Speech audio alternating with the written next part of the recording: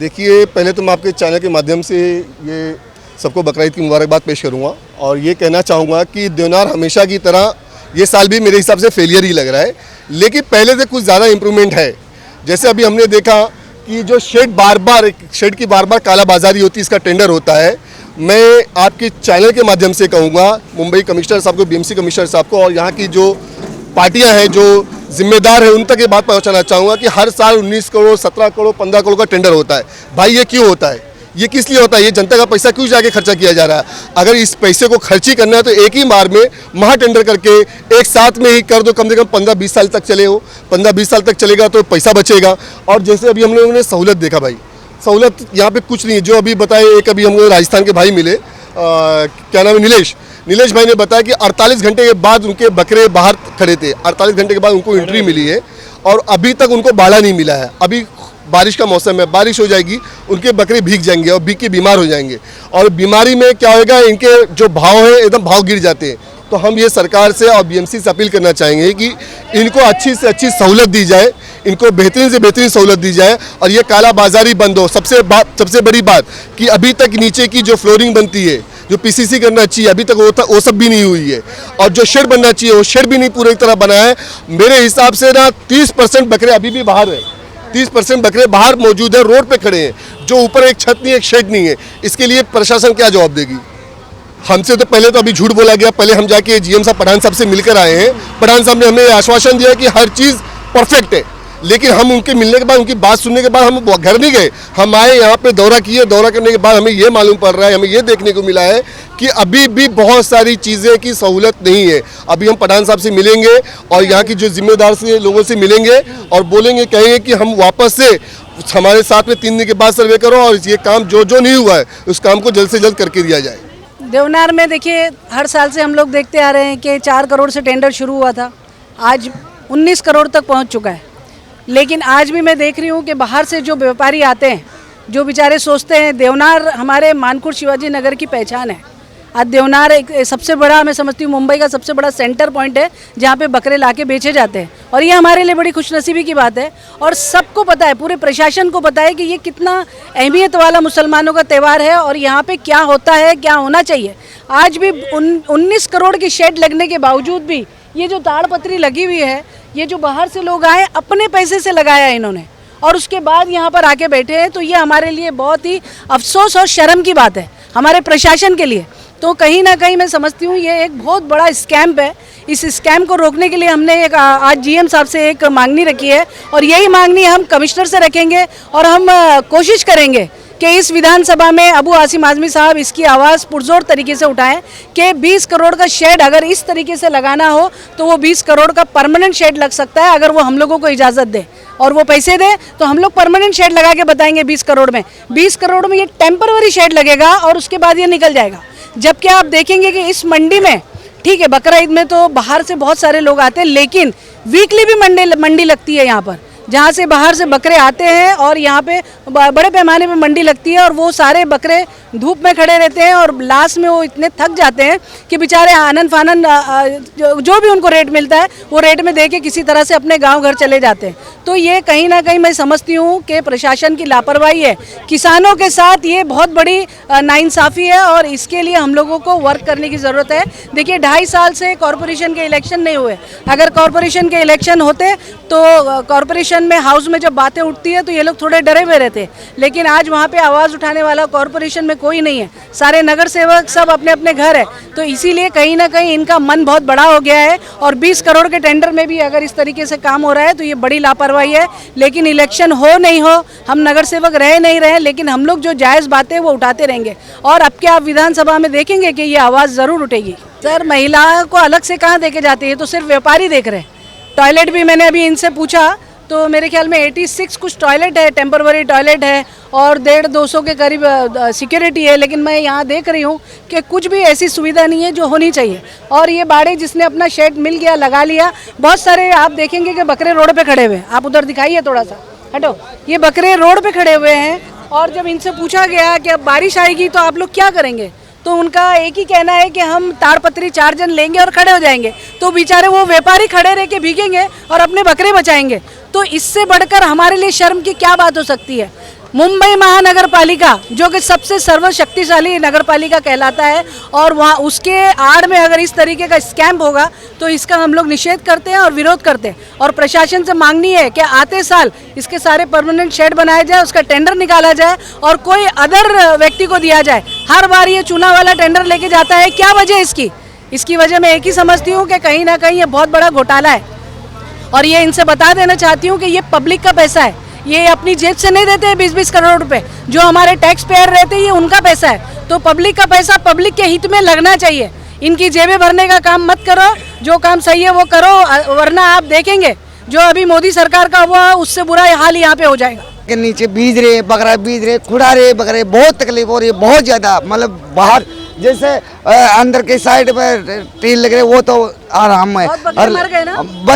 मर गए, कल मर गए एक बकरे, बकरे कल ही मर गए एक बकरे। बताओ फोड़ा हो गया सर, इसमें क्या करे बताओ, क्या करे सर। और बहुत दूर से राजस्थान से आए हैं, टोंक डिस्ट्रिक्ट। खुद गवाल हूँ मैं, मेरी 2 ही गाड़ी उतरी है, 200 पहले उतरे ले, 100 बकरे यहाँ उतरे ले। इसको जगह नहीं है, कौन से भी बाड़े में अगर हमने जगह करने गए तो उन लोग लफड़ा करते, सर मारा मारी करते। और हम लोग ऐसा गाड़ी खड़ा करेंगे तो ये वॉचमैन लोग आते, डायरेक्ट बकरे भगाते, गटर में गिरा देते, लंगड़े पंगड़े कर डालते। पैसे लेके 180 रुपये, हमने 180 रुपये भर के फिर आया बकरा अंदर। जब भी इतना हम लोग को तकलीफ है, या मैं ये मांगनी करना चाहता हूँ कि जब पक्का ये बनाए, शेड पक्का बनाए, ये कि बार बार तुम हमेशा का तुम खाली पैसा खाने वाला काम करते हैं इन लोग। 10 करोड़ टेंडर में गलाते और 10 करोड़ इन लोग खाते हैं अंदर। पक्का बनना चाहिए हमेशा वाला, ये परमानेंट। ये क्या करते हैं, 10 करोड़ खाते हैं और 10 करोड़ वो उन लोग खा जाते हैं, ऊपर वाले 10 करोड़ टेंडर वाले को देते। मेरा नाम यूसुफ खान है, हम लोग अजमेर से आए। जगह बराबर नहीं है, पूरा कच्चा जगह है, बाड़ा बराबर नहीं है, बकरा मट्टी में खड़ा है, पानी में खड़ा है, बहुत तकलीफ है इधर। शेड भी नहीं है। हम करना चाहेंगे, हम जगह बराबर दीजिए और लाइट दिए, पानी दीजिए। और क्योंकि इतना पैसा भर के आए हम मंडी में, गाड़ी का भाड़ा भर के आए 1.5 लाख रुपया, तो हम लोग को कोई सुविधा नहीं है इधर। जी सर, देखिए हमारे पास से जैसे कि सबको पता है, राजस्थान, गुजरात, मध्य प्रदेश है, और जहाँ तक कि जम्मू कश्मीर से भी यहाँ पर हमारे पास बकरे ये ईद के त्यौहार के मौके पर देवनार पशुवत में आते हैं। हर साल की तरह मुंबई महानगर पालिका ने यहाँ पे हर चीज़ का इंतज़ाम कर रखा है। जैसा कि जानवरों के लिए शेड होते हैं, जानवरों के लिए पानी है, उसके बाद साफ़ सफाई का इंतज़ाम है, उसके बाद उनके जानवरों को खाने के लिए इंतज़ाम होता है, वो भी सब हर तरीके के इंतज़ाम यहाँ पे कर रखे हैं। उसके बावजूद जानवरों को जो पशुवैद्य की सुविधा देनी होती है उसके बारे में भी हमने सोच रखा है। और वो डॉक्टर भी जो होते हैं, पशुवैद्य के डॉक्टर, हमने 3 शिफ्ट में लगा रखे हैं। इसके बावजूद हमने इस बार जो हमने देखा है कि हर साल की तरह बकरा चोरियों की इस तरह की घटनाएं बहुत सारी होती हैं। तो ये ध्यान में रखते हुए हमने हर साल कुछ ना कुछ इम्प्रूवमेंट उसमें लाने की कोशिश की है। इस साल भी हमने जो QR कोड सिस्टम है हमारा, वो QR कोड सिस्टम के माध्यम से हमने व्यापारी जितने भी बकरे लेकर के आता है उतने QR कोड उसके साथ में दिए जाते हैं। और जब बकरा जैसे बिकता है तो हमने व्यापारी को सलाह दी है या व्यापारी को सूचना दी है कि वो जो पर्ची होती है वो पर्ची खरीदने वाले के हाथ में दी जाए, और वो ख़रीदने वाले ने जो गेट से निकलना होता है वहाँ पर उसको स्कैन करके ही बाहर निकले, ताकि अगर बकरा अगर चोरी का अगर होता है तो वो बकरा बाहर नहीं जाएगा, क्योंकि वो स्कैन ही नहीं होगा। इस तरीके हमने कुछ प्रयास लिए हैं। उसके बावजूद हमने देखा है कि हर साल बकरी ईद के मौके पर बहुत दूर दूर से लोग आते हैं व्यापारी, तो उनके लिए भी हमने इस बार जो बकरे का बाड़ा होता है उसके अंदर ही एक छोटा सा एक मचान दे करके रखा है, ताकि वो मचान के निचले हिस्से में वो अपना खाने पीने का सामान रख सकता है और ऊपर उसके रेस्ट करने के लिए उसकी सुविधा है।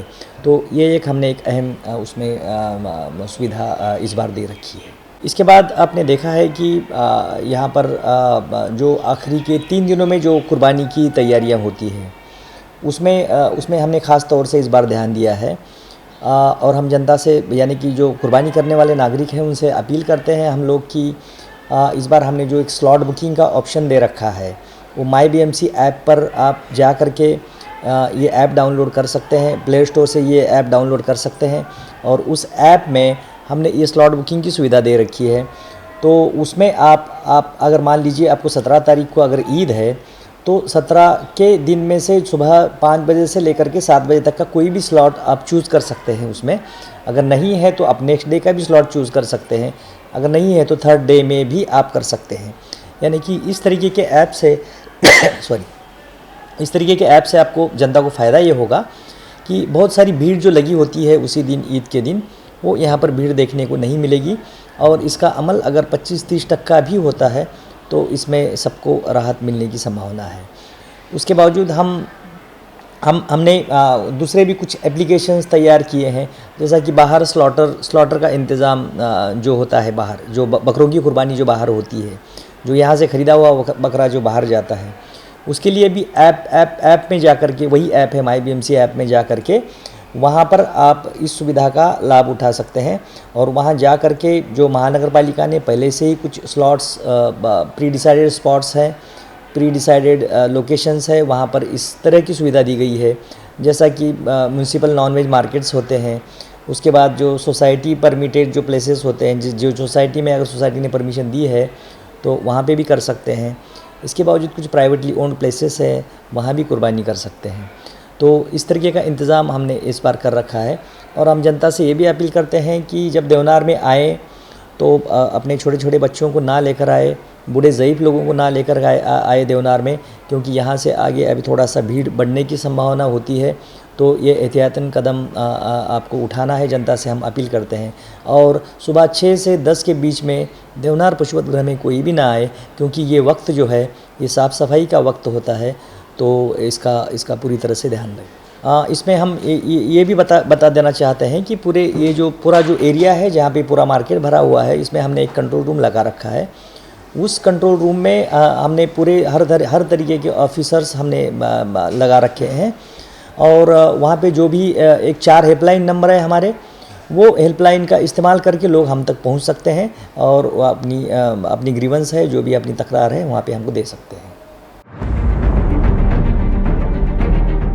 CEN न्यूज, देश प्रदेश की ताजा तरीन खबरों के लिए CEN न्यूज को सब्सक्राइब करें और रहें पल पल की खबर से हर पल बाखबर।